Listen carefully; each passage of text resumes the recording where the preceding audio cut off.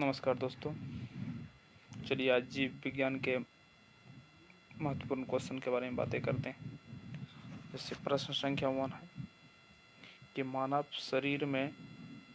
शरीर का blood bank किसे कहा जाता है।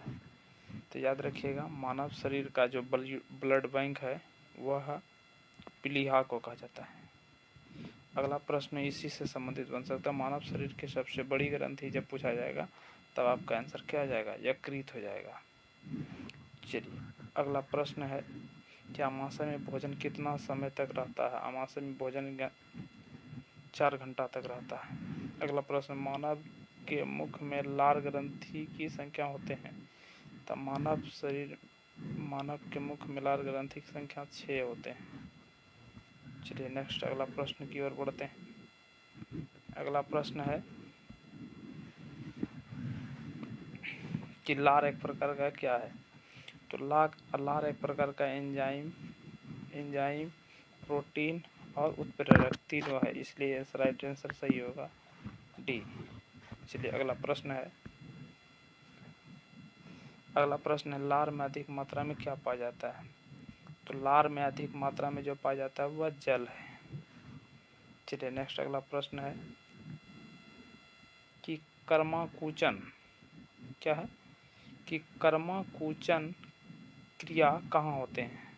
तो कर्माकुचन क्रिया जो होते हैं वह ग्रास नली में होते हैं। जब भोजन ग्रहण करते हैं तो भोजन जब नली से उतरता है तो उसमें एक तरंग उत्पन्न होता है जिसको बोलते हैं हम लोग कर्माकुचन कहते हैं। चलिए नेक्स्ट अगला प्रश्न है कि मानव के मुख में दूध के दांत की संख्या कितना होते हैं। मानव के मुख में दूध के दांत की संख्या जो होते हैं वह होते हैं 20। वो कितने होते हैं? 20। और जब मनुष्य के मुख में कुल दांतों की संख्या पूछा जाएगा तब आंसर आ जाएगा आपका कितना? 32 आएगा। चलिए नेक्स्ट अगला प्रश्न चलते हैं। अगला प्रश्न है कि मानव के जीवन काल में कितने बार दांत उगते हैं। तो मानव के जीवन काल में जो दांत होते हैं वो दो बार उगते हैं। एक दूध का दांत और दूसरा जो होता है अस्थायी दांत होते हैं। चलिए अगला प्रश्न है कि मानव का मुख्य का व्यस्त अंग कौन सा है। मानव के मुख्य का व्यस्त अंग जो है वह जीवा है, इसको जीहा बोलते हैं। चलिए नेक्स्ट अगला प्रश्न है कि दांत के मध्य भागों को क्या कहते हैं। तो दांत के मध्य भागों को ग्रीवा कहा जाता है। दांत के मध्य भाग को क्या कहा जाता है? ग्रीवा कहा जाता है। और वही बात करेंगे हम लोग जब शिखर वाली भाग, तो दांत के जो होते हैं ऊपर वाला भाग, दांत के जो होते हैं ऊपर वाले भाग, तो ऊपर वाले भाग को हम लोग बोलते हैं शिखर बोलते हैं। और मशवरा के अंदर जो रहता है उसको हम लोग क्या बोलते हैं?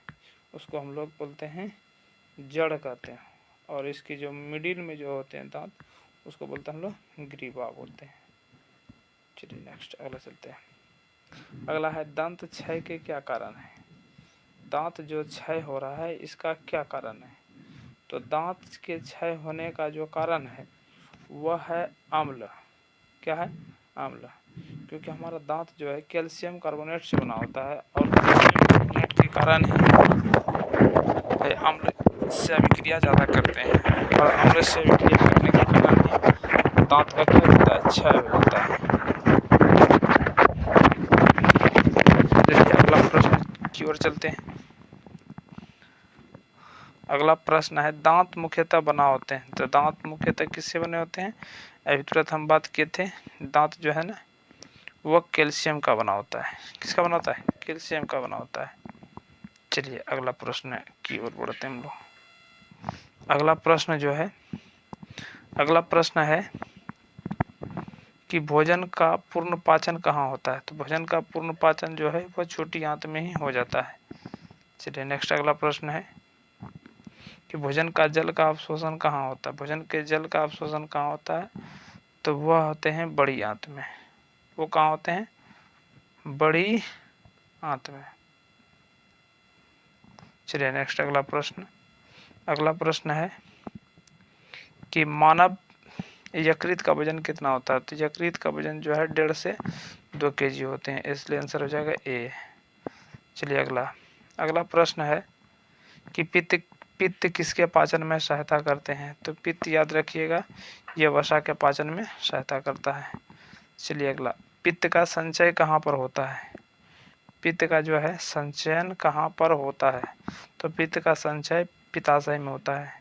पित्त कहाँ से निकलता है? तो यकृत से निकलता है।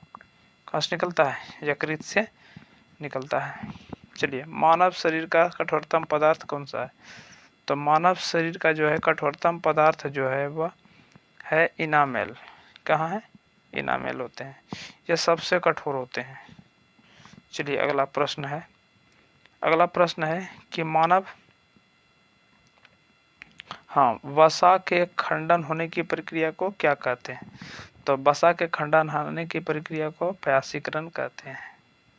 चलिए अगला प्रश्न आ रहा है कि मानव शरीर की सबसे बड़ी मिश्रित ग्रंथि कौन सा है? तो मानव शरीर का सबसे बड़ी और मिश्रित ग्रंथि जो है वह है अग्न्याशय। वो क्या है? अग्न्याशय। अग्न्याशय से ही बीटा कोशिका निकलते हैं। अग्न्याशय के बीटा कोशिका से इंसुलिन हार्मोन निकलता है। क्या निकलता है? इंसुलिन हार्मोन निकलता है। चलिए अगला प्रश्न आते हैं। अगला प्रश्न है कि मानव शरीर का अवशेषी अंग कौन सा है? तो अवशेषी अंग के बारे में जब बात करेंगे तो वह अवशेषी अंग के बारे में आ जाता है अपेंडिक्स।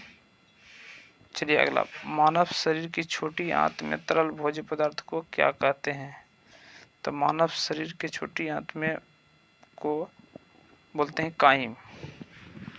क्या कहते हैं? काइम। चलिए नेक्स्ट अगला प्रश्न की ओर बढ़ते हैं। अगला प्रश्न है कि मानव शरीर की सबसे छोटी मांसपेशी का क्या नाम है? मानव शरीर के सबसे छोटी मांसपेशी का क्या नाम? तो ग्लूटियस मैक्सिमस कहा जाता है इसको। चलिए नेक्स्ट अगला प्रश्न है, मानव शरीर में कुल मांसपेशी की संख्या कितना है? तो मानव शरीर में कुल मांसपेशी की संख्या जो वो है वह 639 है। वो कितना है? 639 है। चलिए अगला प्रश्न की ओर बढ़ते हैं।